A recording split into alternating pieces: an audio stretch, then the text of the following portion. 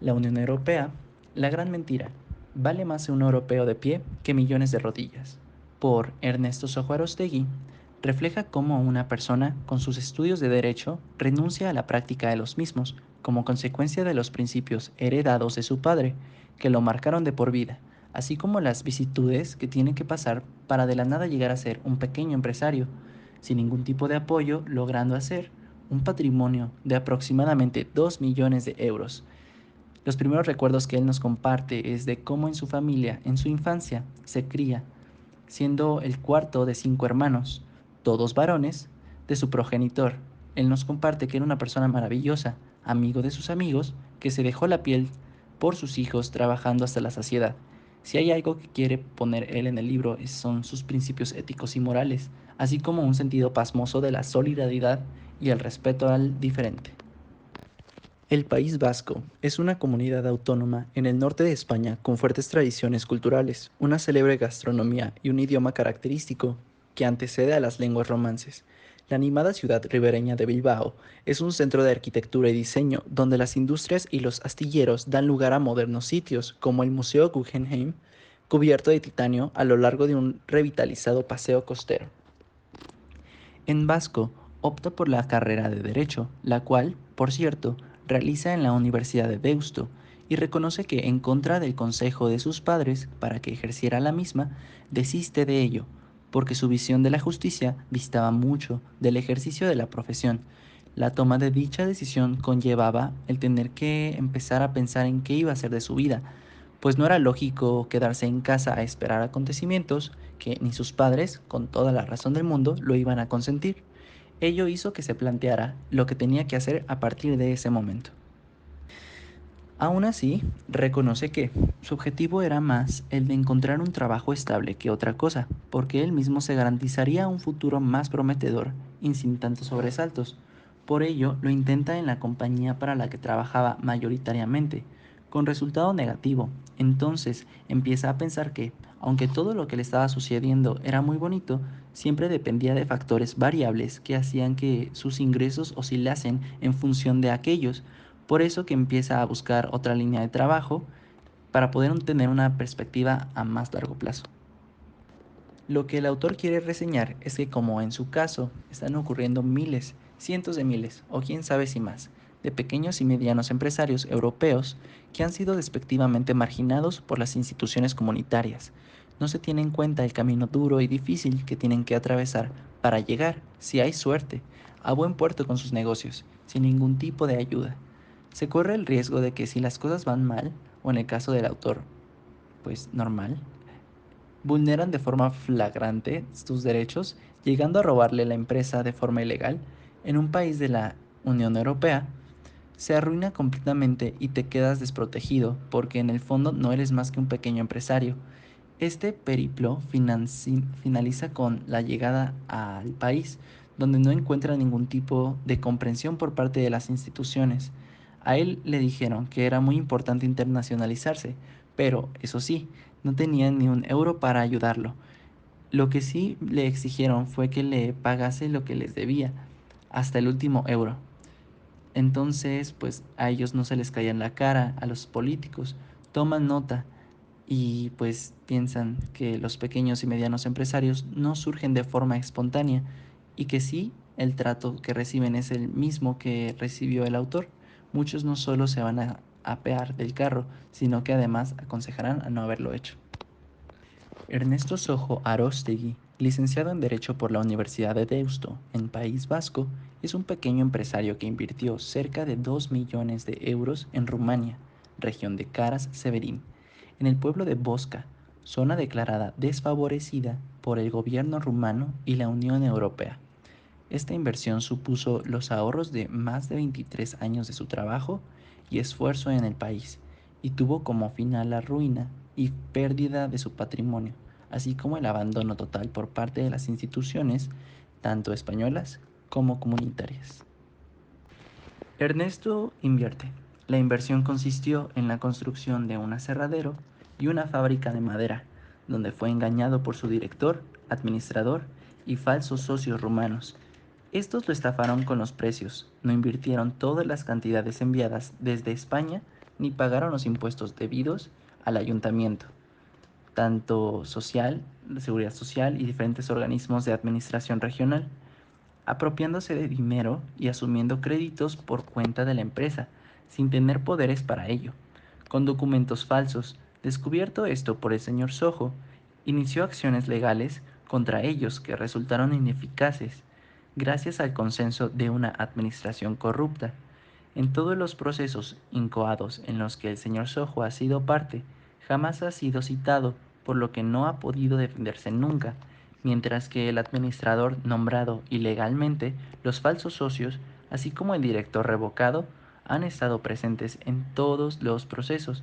Es más que evidente que la no situación sistemática del señor Sojo se debe a una estrategia concertada entre los diferentes organismos de la administración, así como la implicación de jueces, fiscales, policías, etc. Como se puede demostrar, todo esto es coherente con los diversos informes de la Comisión Europea, que dice haber recibido numerosas quejas sobre intimidación o acoso a personas que trabajan contra la corrupción, incluyendo amenazas personales a jueces y sus familias, así como campañas de medios de comunicación que acaban en acoso. Al señor Sojo se le vulneraron 4 artículos de la Carta de los Derechos Fundamentales de la Unión Europea. Son el artículo 3, derecho a la integridad, tanto física como psíquica. Artículo 20, igualdad ante la ley.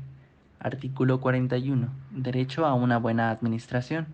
Y artículo 47, derecho a la tutela efectiva y a un juez imparcial. Sufrió todo tipo de amenazas con documentos reconocidos por testigos. Jamás pudo defenderse en tribunal alguno. Como consta en sus documentos, la policía le fabricó documentos en convivencia con el director, falso administrador y socios igualmente falsos. A la vista de todo lo expuesto, se podría decir que el señor Sojo ha sufrido las consecuencias de un sistema generalizado de corrupción institucional, sin que haya tenido acceso al derecho, a la justicia, siendo despojado de sus bienes como consecuencia de la misma. Uno de los problemas más grandes, y en el cual se basa la historia, es el puzzle de documentos que se logró conseguir de diferentes organismos de la administración del Estado, que hacen que después de 18 años haya sentencias sin recursos y recursos sin sentencias, así como documentos falsificados sin firma, fecha ni sello, además de un largo etcétera, que hacen que el trabajo desarrollado por él haya sido tremendamente complicado, rozando la paranoia. Teniendo en cuenta que hay documentos que se consiguen pasados 5, 6 o 7 años de los acontecimientos que ellos se recogen, el autor cree que su mayor logro ha sido retrotraerlos a las fechas en las que tuvieron lugar y cazarlos de la mejor manera posible, con la dificultad añadida que al estar en Rumania tuvo que pedir ayuda a cierta gente, a la cual nunca puede agradecer el esfuerzo y dedicación a su causa. El autor, estando en su empresa, no se enteraba y nunca participó en los mismos. Además que no fue llamado jamás para defenderse o acusar en procesos penales o civiles. De las acusaciones más generalizadas que se desprenden de los mismos, unas van contra su persona y otras contra sí como socio mayoritario de su empresa rumana, y fueron llevadas a cabo por parte de su director, falsos socios, administrador ilegal, etc. De entre todas ellas se enumeran unas cuantas, como por ejemplo gestión fraudulenta de la empresa en contra de sus intereses, fraude de ley, falso y uso de falsos, evasión fiscal, cesión gratuita de empleados de su firma a otra firma, pagar en negro los salarios, acumulación de deudas con el fisco y otros órganos administrativos, como el Ayuntamiento de Seguridad Social, firma de actas falsas, exportar mercancía sin registro contable, agresión física y prohibición de entrada a la empresa, destrucción de las actas contables de la sociedad, pérdida del sello de la empresa, petición de créditos a espaldas de algunos sin respetar las leyes, mezclarse en el desarrollo de la empresa de forma ilegal, tomando medidas y decisiones inapropiadas de un accionista, toma de decisiones unilaterales en el sentido de destruir la empresa y llevarla al estado de quiebra. Después de toda esta gran retalia de mentiras y despropósitos, solo cabe preguntarse si eran ciertas semejantes acusaciones, porque jamás pisó tribunal alguno en Rumania. Capítulo 3. Mi llegada y estancia en Rumania. Desde lo narrado en el primer capítulo sobre el matrimonio de Cornel Surlas y Claudia Surlas, se tuvo que esperar un tiempo hasta que se llamara por teléfono para comunicarse que todo estaba preparado y que lo único que faltaba era la llegada a su país. Una vez situado en función de la información recibida, me puse en marcha para organizar el viaje, empezando por contactar a un amigo mío, Javier Uriarte, para preguntarle si me quería acompañar en la aventura, dado que yo nunca había estado en un país de la órbita comunista y, en honor a la verdad, me producía un poco de reparo. Mi amigo no lo dudó ni un solo minuto, diciéndome: si vas tú, cuenta conmigo, lo cual le agradecí, ya que me quitaba un peso grande de encima. Acto seguido le expuse de que lo primero que iba a hacer era encargarme de los billetes de avión, y que cuando los tuviese se comunicaría, para poder preparar las maletas con la antelación debida, porque el frío que allí hacía era un tema muy serio. Al cabo de un tiempo, me mandaron de la agencia de viajes diciéndome que podía pasar a recoger los billetes, que los que tenían en su poder, confirmándome el día y la hora de salida, así como el trayecto que debíamos seguir, dado que era un vuelo con 2 escalas, la primera Bilbao-Viena y segunda Viena-Timisoara. Una vez pagados los billetes, me dirigí a las oficinas de mi amigo, por cierto, antiguas a las mías, para ponerlo al corriente del vuelo y entregarle su billete, quedando en encontrarnos a las 7 de la mañana del día siguiente en el aeropuerto. Me confirmó que lo que le llevaría a su mujer desde Guernica, yo le dije que iría en taxi. Tal como lo hablamos, a las 7 de la mañana, nos encontrábamos en el aeropuerto. Él se despidió de su mujer, cogió la maleta y vino hacia mí, que ya había despedido al taxi. La primera sorpresa fue que, sin saber hablado de nada, los dos nos encontrábamos trajeados y cubiertos, con sendos chaquetones gordos por si acaso el frío nos atacaba. Aunque en honor a la verdad, debo manifestar que el calzado de ambos era de calle y nada tenía que ver con el frío. Una vez juntos, nos dirigimos al mostrador del aeropuerto, donde depositamos la documentación junto con los billetes. Nos preguntaron si llevábamos equipaje en mano, a lo que contestamos que no, que lo único que llevábamos eran 2 maletas, las cuales, una vez pesadas, introdujeron en la cinta transportadora. Finalizando así los trámites burocráticos, nos dirigimos al bar de la Esfera para ser llamados por la megafonía. Ya en el bar le pregunté a Javier qué quería tomar, a lo que me respondió que un café para quitar el sueño que tenía. Pedí el café para él y para mí un whisky, doble, que dejó perplejo a mi compañero, quien me recomendó diciéndome: pronto empiezas. A lo que le contesté que el problema era que tenía pavor a volar y que esperaba que el whisky me ayudase a quitarlo. Pasada media hora, llamaron por megafonía a los pasajeros de vuelo de Iberia con destino a Viena para que se personasen en la puerta de embarque, porque el avión salía en breves momentos. Allí nos presentamos los dos y, una vez dado el visto bueno a los billetes, fuimos por el túnel del hogar hasta la puerta de entrada del avión, donde una amable azafata nos posicionó nuestros respectivos asientos, exponiéndonos amablemente que nos atáramos el cinturón de seguridad, cosa que hicimos.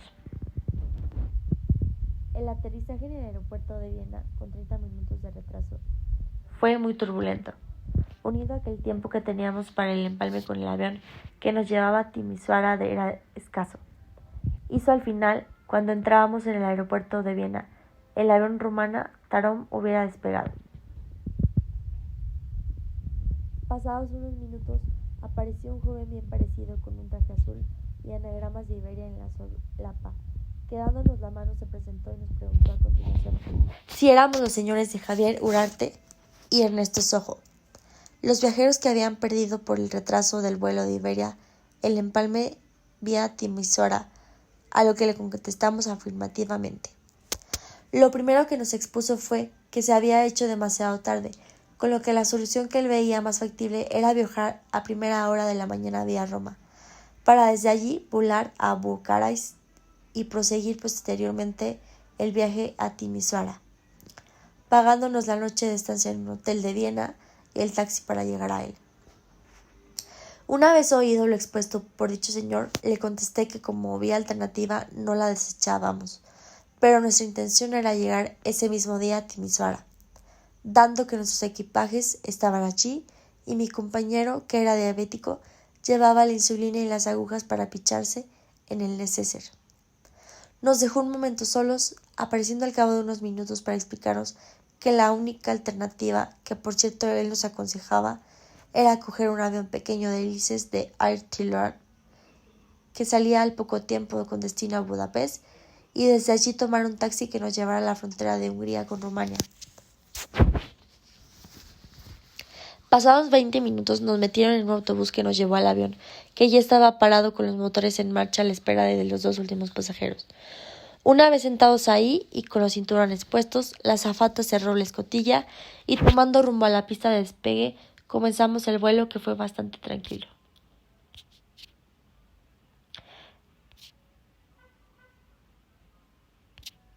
Ante la desesperación inmensa que nos rodeaba y viendo que el final no era una broma, sino real, le dije: Javier, vamos a andar por lo que podamos mientras el cuerpo aguante para ver si podemos alguna casa ver que nos pueda salvar. Como si nos hubiera ido alguien de allá arriba. De repente vimos a lo lejos una luz roja muy tenue, pero que a medida que nos acercábamos iba haciéndose más nítida. Estaba colgada de la entrada de una casa pequeña. Sin dar crédito a lo que veíamos, nos acercamos a la puerta, que estaba cerrada, tocando con fuerza para que nos oyeran. Tardaron unos minutos en abrir, y apareció una señora muy desaliñada que nos habló en húngaro, a la cual hicimos gestos para que nos dejase entrar, cosa que hizo. Una vez dentro vimos hombres y mujeres bebiendo, con lo que enseguida nos dimos cuenta de dónde estábamos. Hacia el atardecer vimos un autobús viejo que se acercaba hacia el paso fronterizo, y una vez a nuestra altura se paró abriendo las puertas para que subiéramos, lo cual hicimos los tres. Una vez dentro nos encontramos con un montón de gente humilde que llevaba hortalizas, gallinas, conejos y demás alimentos para sus casas. Nos quedamos de pie un poco apretados cuando de repente se cerraron las puertas y comenzó a andar hacia el control húngaro. Una vez llegando a su altura, bajó el chofer, que había abierto las puertas, y mandó bajar toda la gente a la calle, comenzando la policía fronteriza a revisarlo todo, incluido el motor, previo levantamiento del capo por parte del conductor. Viendo que no encontraban nada, empezaron a revisar a la gente pobre, incluso algunas gallinas. Al día de hoy entiendo perfectamente el problema del ministro Víctor Orbán y que su gobierno con los refugiados. Atravesamos el puerto fronterizo húngaro y llegamos al rumano, donde una vez cotejados los pasaportes, nos preguntaron el motivo de nuestra visita a su país. Respondimos: negocios, y sin meditar palabra alguna más nos dejaron entrar en su suelo rumano. Cuando habíamos andado unos metros nos hizo señales con la mano del matrimonio rumano al que ayudé en España, que se encontraba junto a la tercera persona, que parecía ser el dueño de una furgoneta. Llegados a la altura, nos dimos la mano, presentándonos al dueño de la misma como un amigo suyo que se dedicaba al transporte de personas en su región. Acto seguido nos llevaron al mejor hotel de la ciudad, situado en la plaza central de la capital, llamado Semenik, donde habían reservado 2 habitaciones con vistas a la misma. El hombre del matrimonio rumano, Cornel Surlas, nos dijo que le diéramos 100 euros para que el dueño de la furgoneta se pudiera marchar a casa. En cuanto lo hicimos, desapareció de nuestra vista. Una vez en el interior del hotel, depositamos en el mostrador de la recepción los pasaportes para que nos inscribiesen como clientes. Pasado acto seguido a coger nuestras maletas e introducirnos en el ascensor, lo que nos llevó al 4º piso. Cuando llegamos a este se abrieron las puertas y caminando unos metros teníamos enfrente las 2 habitaciones continuas, con lo que quedamos en que en 1 hora bajaríamos en la recepción donde nos esperaría el matrimonio. Al día siguiente, a las 8 de la mañana, ya estábamos en el comedor desayunando, a la espera de que nos vinieran a buscar para empezar nuestro periplo establecido con anterioridad. Acabado el desayuno nos dirigimos a la puerta de entrada, pero sin atravesarla, dado que fuera la nieve era muy abundante y el ambiente era gélido. Cuando finalizamos la visita, se nos ofreció un ágape en el salón de invitados, donde nos dijeron que éramos bienvenidos a la región de Caras Severín, con las que estaba a nuestra disposición para que fuera necesario. Agradecimos sus palabras y tras despedirnos salimos otra vez en taxi del ayuntamiento. Llegamos a la puerta ese mismo día.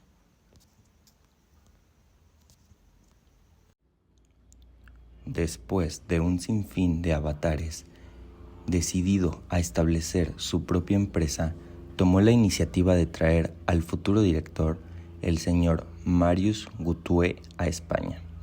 Juntos se dirigieron a la notaría de don Ignacio Alonso Salazar en Bilbao, esto con el objetivo de otorgarle un poder amplio que le permitiera actuar en su favor en el desarrollo y actividad de la firma. El 26 de septiembre de 2000, el narrador le entregó el poder firmado ante el notario español, siendo un acto de voluntad unilateral que no requería la firma del receptor, aunque éste estuvo presente durante el proceso.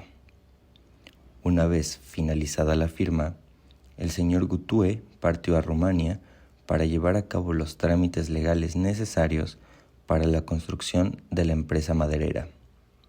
Pocos días después, se puso en contacto con el narrador para informarle que la sociedad ya estaba constituida bajo el nombre de UNECA 2000 SRL, Sociedad de Régimen Laboral. Además, había localizado un terreno de aproximadamente 18,000 metros cuadrados en el pueblo de Boxa, a 25 kilómetros de la capital de la región, con un valor bastante alto. Este le preguntó al señor Gutue sobre el costoso terreno, a lo que éste le preguntó que serían unos 30,000 euros. Confiando en él en ese momento, le dio luz verde para realizar la compra, asegurándole que transferiría el dinero de inmediato. Sin embargo, sin que éste lo supiera, este fue el comienzo de una serie de engaños y abusos financieros por parte del director.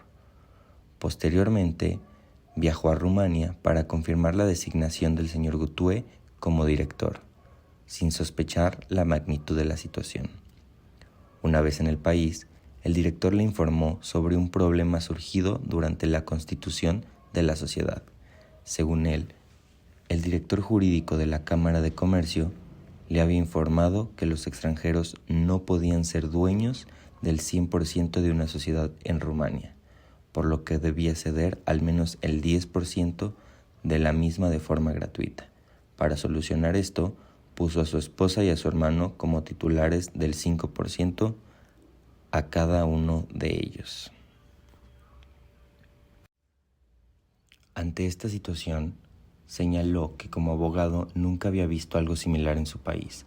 Sin embargo, el señor Gutue afirmó que las cosas funcionaban de manera diferente en Rumania y que debía aceptarlo o dejarlo. A pesar de sus objeciones, este aceptó, pero solicitó una copia de la constitución de la empresa lo más rápido posible. Sin embargo, el señor Gutue siempre ponía excusas y demoraba la entrega del documento.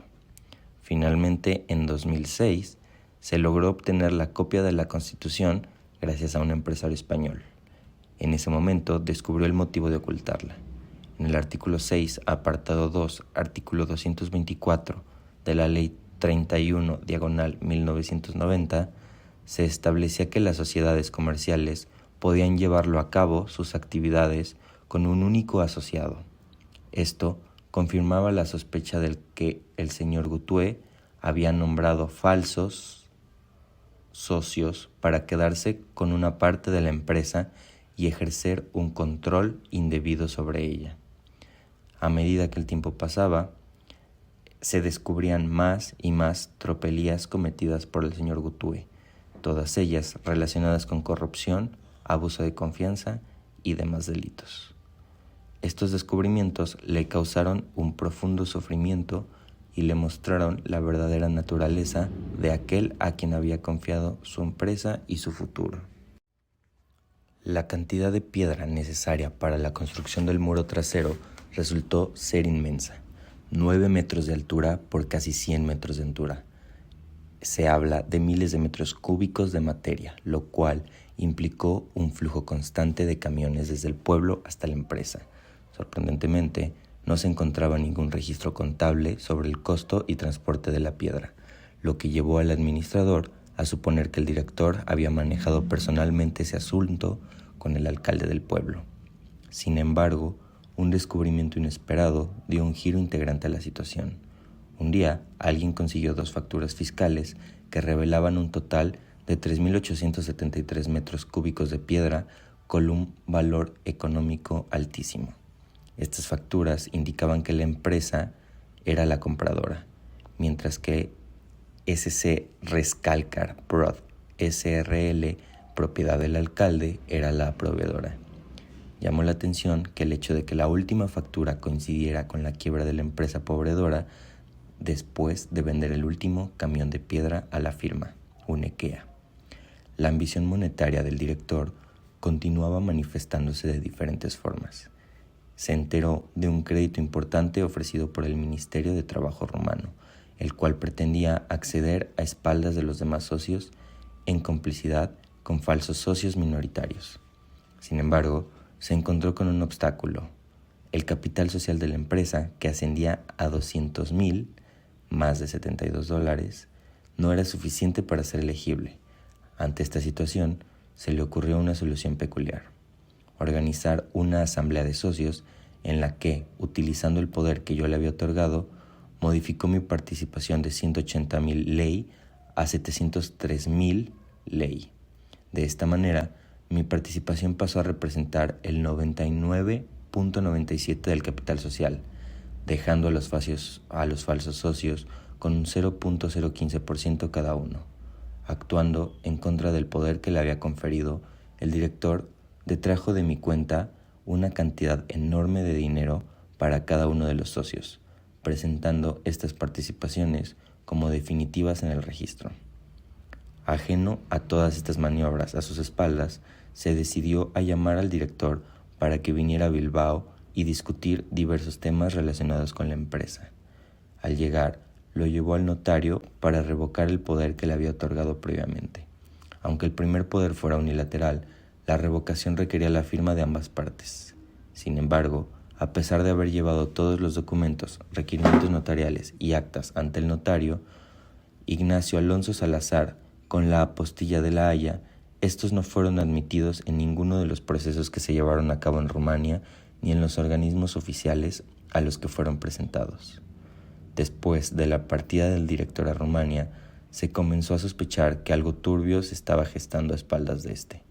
Para contrarrestar esta situación, decidió confiar en su cuñado, quien se convirtió en su mano derecha en el negocio en España y asumió la responsabilidad de mantener el control en su ausencia. No obstante, cuando se presentó el plan en la empresa en Rumania, se dio cuenta de que los directivos no veían con buenos ojos al cuñado y se mostraban hostiles hacia él. Un día, mientras el cuñado investigaba en la oficina de la empresa, encontró 3 documentos que habían sido ocultados en un cajón abierto. Uno de ellos era la revocación del poder que me habían conferido, lo cual explicaba por qué no se había sido admitida en los procesos judiciales anteriores.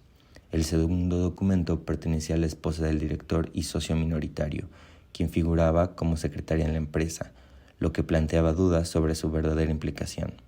El tercer documento correspondía al hijo del socio minoritario, quien supuestamente trabajaba como asesor jurídico de la empresa, aunque en realidad estaba estudiando Derecho en ese momento.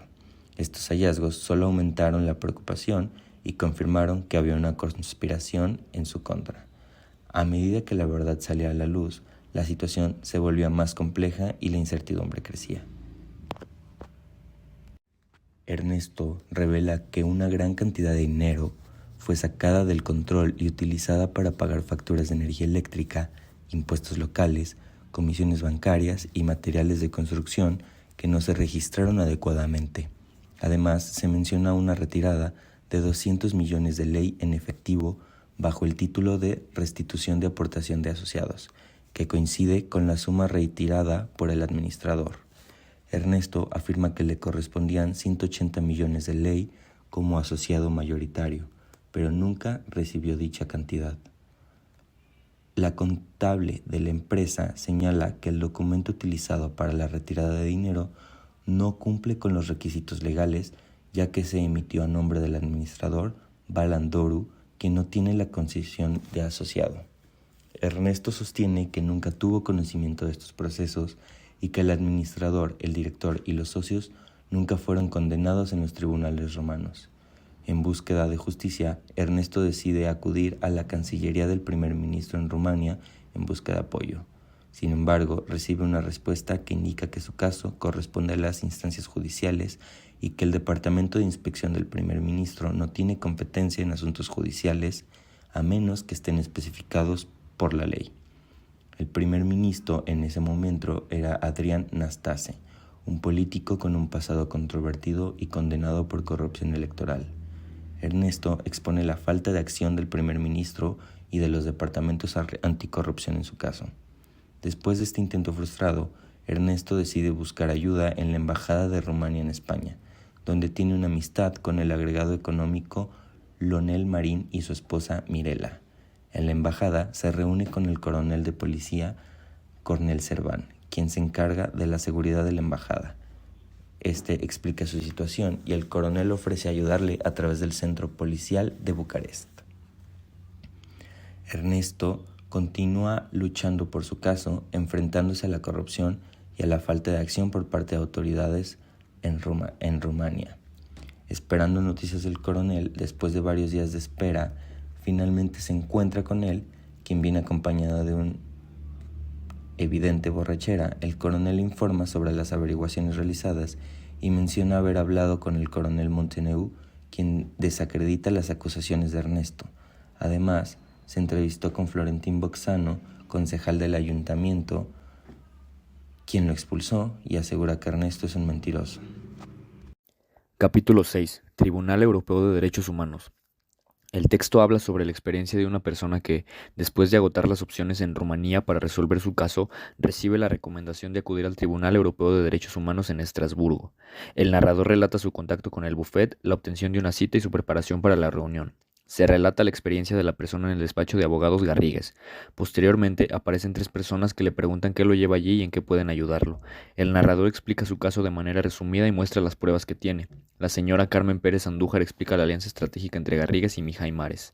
El abogado Mijay Mares muestra interés en la documentación para evaluarla y se discute el tema del costo. Se menciona una cantidad de 7.000 euros por un informe, pero el narrador indica que solo dispone de 3.700 euros en ese momento y que el resto lo ingresará más adelante. El narrador recibe una carta en la que se detalla el organigrama de Garrigues y se confirma la aceptación formal del caso. Se recibe otro documento titulado Análisis sobre el caso de Ernesto Sojo Arostegui. El narrador comenta que el estudio jurídico realizado fue pobre y descuidado para el prestigio del despacho. Recibe una carta de Garrigues desde Barcelona y se le informa que Garrigues ha interrumpido la prestación de servicios legales desde su oficina de Bucarest y que no pueden continuar brindando asistencia jurídica en los casos pendientes en la jurisdicción rumana. El narrador decide regresar a su país y se pone en contacto con un antiguo amigo abogado en Madrid, Manuel Canto García.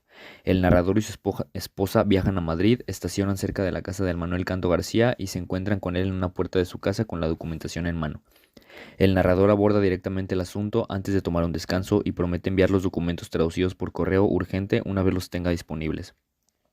El abogado informa al narrador que el escrito ha sido finalizado y enviado al Tribunal de Estrasburgo mediante carta certificada con acuse de recibo.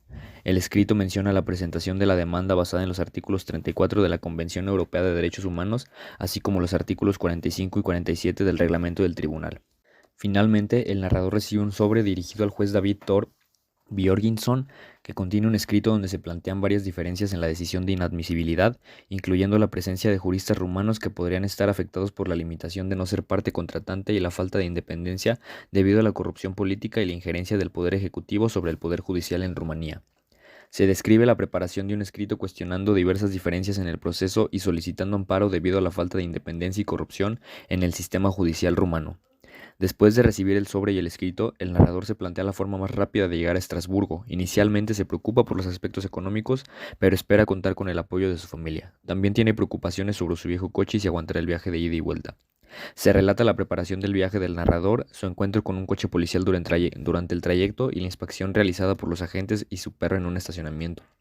Se narra la llegada del narrador a Estrasburgo, su encuentro con manifestantes y su conversación con un rumano que también busca justicia en el tribunal. El narrador se dirige nuevamente al tribunal en busca de ayuda para resolver su caso. Se describe la experiencia del narrador en el interior del Tribunal de Derechos Humanos. Después de ser llevado en una sala hermética de metacrilato, se le indica que uno de los 3 teléfonos sonará y debe responderlo. Una voz de mujer en el teléfono se identifica como traductora del tribunal para casos contra el Estado español. La traductora le responde diciendo que aunque su caso le causa preocupación, debe saber que desde el cambio de sistema de un solo juez, las garantías jurídicas se han deteriorado. Se relata la conversación del narrador con una traductora dentro del Tribunal de Derechos Humanos, quien le advierte sobre las limitaciones y la aparente injusticia del sistema judicial. El abogado argumenta que la resolución carece de motivación y que no se ha fundamentado la desestimación de la demanda. Se afirma que los juristas rumanos en el tribunal no son independientes debido a las presiones del Estado rumano y que sus decisiones están condicionadas. Después de la carta del abogado, la Secretaría del Tribunal responde alegando que se ha recibido el encargo de la presidenta de la sección cuarta para responder a las dudas sobre la objetividad del personal rumano de la Secretaría. El texto continúa con la respuesta del señor Bakirci, jefe de división de la Secretaría del Tribunal Europeo de Derechos Humanos, a la carta del abogado del señor Sojo Arostegui. El señor Bakirci asegura que los temores expresados por el abogado son infundados y enfatiza que los funcionarios de la Secretaría están al servicio del tribunal, un poder judicial independiente. El abogado responde mencionando el artículo 45 del convenio, el cual establece que las sentencias y decisiones deben ser motivadas. Expresa que tanto él como su abogado tienen conocimientos jurídicos y no deben ser considerados incultos en la materia. Además, menciona un artículo de periódico que habla sobre la delegación de retorno a Chagos y hace referencia a la vulneración de 3 artículos de la Carta Fundamental de Derechos Fundamentales relacionados con la integridad, la igualdad ante la ley y el derecho a la tutela judicial efectiva y a un juez imparcial. El abogado finaliza la carta mencionando recortes de prensa que reflejan problemas en el sistema judicial rumano, como declaraciones de la embajadora de Holanda y un artículo que destaca preocupaciones sobre independencia judicial y la corrupción en Rumania. En resumen, el texto continúa con la correspondencia entre el abogado del señor Sojo Arostegui y el jefe de división de la Secretaría del Tribunal Europeo de Derechos Humanos. Se discuten los temores del abogado sobre la objetividad del personal rumano en la Secretaría y se mencionan problemas en el sistema judicial rumano, así como la necesidad de motivación en las decisiones del tribunal. El texto habla sobre la experiencia de Ernesto Sojo y su recurso ante el Tribunal Europeo de Derechos Humanos en Estrasburgo. Se menciona que el tribunal rechazó su recurso contra Rumanía, el país donde tuvo problemas financieros, y que ha dejado sin respuesta 9 años de litigios. El artículo destaca que el caso de Sojo es uno de los 86.201 recursos inadmitidos a trámite en 2012 por el tribunal, representando solo el 1% de los casos que son admitidos. Se menciona que Rumanía es uno de los países que más recursos en contra recibe, y se cita un informe crítico de la Comisión Europea sobre la justicia rumana y la falta de respeto hacia la independencia judicial. El autor del artículo hace referencia a la falta de motivación en las decisiones de inadmisión que van en contra del artículo 45 del Convenio Europeo de Derechos Humanos. Capítulo 7. Llegada al Parlamento Europeo. El texto habla sobre la experiencia del autor en su lucha por obtener justicia en un caso legal en el Tribunal de Derechos Humanos de Estrasburgo. Después de enfrentar dificultades y frustración en el tribunal, el autor se encuentra con un amigo de Bilbao, quien le sugiere explorar la vía del Ministerio de Justicia español para buscar una solución. El autor decide seguir esta sugerencia y se reúne con el presidente del partido en el País Vasco para discutir su caso. Después de la reunión, el presidente se compromete a ponerse en contacto con el Ministerio de Justicia y le informará sobre cualquier avance. El autor luego envía una carta de asesor del ministro, resumiendo su caso y solicitando ayuda. El texto menciona las prácticas corruptas en Rumanía que han perjudicado al autor y su falta de acceso a una defensa legal adecuada. El texto describe los esfuerzos del autor por buscar ayuda y apoyo para su caso en el Parlamento Europeo. Después de una reunión con un abogado y recibir la sugerencia de explorar la vía del Parlamento Europeo, el autor decide contactar a un amigo con conexiones políticas en el Partido Nacionalista Vasco. A través de su amigo, logra obtener una entrevista con la europarlamentaria Izaskun Bilbao Barandica. Se encuentra en el Casino de Bermeo, donde el autor presenta su caso y muestra pruebas relacionadas.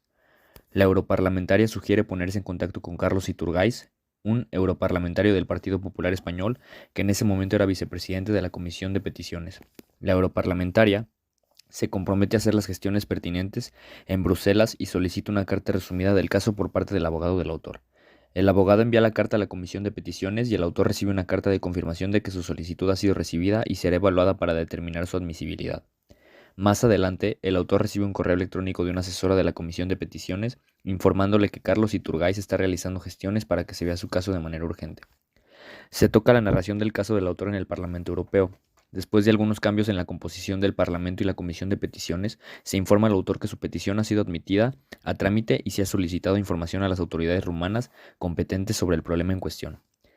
A partir de ese momento, el autor describe cómo son manipulados por diferentes actores involucrados como el Comisario de Justicia y la Comisión de Peticiones, así como sus respectivos asesores jurídicos. Se narra la admisión del caso del autor en la Comisión de Peticiones del Parlamento Europeo y su posterior viaje a Bruselas para participar en la comparecencia y reunirse con distintos europarlamentarios. Este texto continúa narrando la comparecencia del autor y su abogado ante la Comisión de Peticiones en el Parlamento Europeo. Después de reunirse con varios europarlamentarios, incluyendo Ramón Jáuregui Atondo, Carlos Iturgaiz e Izaskun Bilbao Barandica, llega el momento de la sesión en la sala de la comisión. Se describe la comparecencia del autor y su abogado ante la Comisión de Peticiones en el Parlamento Europeo, donde se exponen las violaciones de los derechos humanos del autor en Rumanía y se solicita una investigación independiente y compensación por parte del Estado rumano. Se habla de una serie de injusticias y obstáculos que el autor ha enfrentado en relación con su caso, incluyendo corrupción, amenazas, juicios injustos y falta de apoyo por parte de las autoridades. También muestra la desconfianza del autor hacia la Comisión de Peticiones y su esperanza en que se tomen medidas para abordar sus reclamaciones. El autor menciona que la comisión continuará examinando su petición una vez que disponga de la información solicitada, desea imprimir el texto completo de la petición, afirma que la comisión de peticiones rechazó arbitrariamente los cerca de 2.000 folios de pruebas presentadas por el autor, sospecha que todos los organismos involucrados están conectados y que esto ha impedido que su caso sea llevado ante el Tribunal de Justicia de la Unión Europea. Recibe un correo electrónico de la jefa del secretariado de la comisión informándole sobre un escrito de los servicios jurídicos de la comisión. Resume la respuesta de los servicios jurídicos de la comisión y el autor menciona la última carta recibida de la presidenta. El texto se centra en la respuesta de la Comisaría de Justicia, destacando la falta de acción efectiva frente a la corrupción y las violaciones de derechos en Rumanía y sugiriendo una complicidad entre la comisaría y la presidenta de la Comisión de Peticiones. También se habla de la experiencia personal del autor con las instituciones de la Unión Europea, específicamente con la Comisaría de Justicia de la Unión Europea, y el autor expone su descontento con su falta de atención y acción por parte de estas instituciones en relación a su caso. El autor destaca que se le informa que los asuntos a los que hace referencia no están relacionados con la aplicación de derecho de la Unión Europea y que ha recibido cartas similares de diferentes funcionarios de la Comisión Europea a lo largo del tiempo, y estos correos electrónicos de algunos parlamentarios españoles también están en su poder sin especificar el contenido. El texto habla sobre los correos electrónicos recibidos por el autor y sobre la correspondencia de este con el Defensor del Pueblo Europeo en relación a su reclamación contra la Comisión y Parlamento Europeo. El autor recibe una carta de Peter Bonor, jefe de investigación y gestión de procesos de la Unidad 5, quien agradece la reclamación y menciona que será examinada para determinar si está dentro de la competencia del Defensor del Pueblo. El autor expresa su descontento con las respuestas recibidas, ya que considera que son más de lo mismo y no ofrecen una solución a la situación. Al comunicarse telefónicamente con Patricia López Martín, la jurista a cargo de la investigación, el autor plantea su preocupación y le pide que explique qué debe hacer un ciudadano europeo cuyos derechos fundamentales han sido violados en un Estado de la Unión declarado corrupto. El texto describe la correspondencia del autor con el Defensor del Pueblo Europeo, donde se expone la falta de respuesta de la Comisión y el Parlamento Europeo en relación a su denuncia de fraude y corrupción en Rumanía. Se habla sobre la reclamación del autor y su búsqueda de reparación por parte de la Unión Europea en relación a los daños causados por las instituciones y personas involucradas en la muerte del dictador Nicolae Ceausescu en Rumanía. El autor argumenta que el artículo 41 de la Carta Fundamental de Derechos Humanos de la Unión Europea le otorga el derecho a la reparación por parte de la Unión Europea de los daños causados por sus instituciones. El autor concluye que su lucha por la justicia y el resarcimiento para su familia no terminará hasta que se haya logrado en el Tribunal de Justicia de la Unión Europea.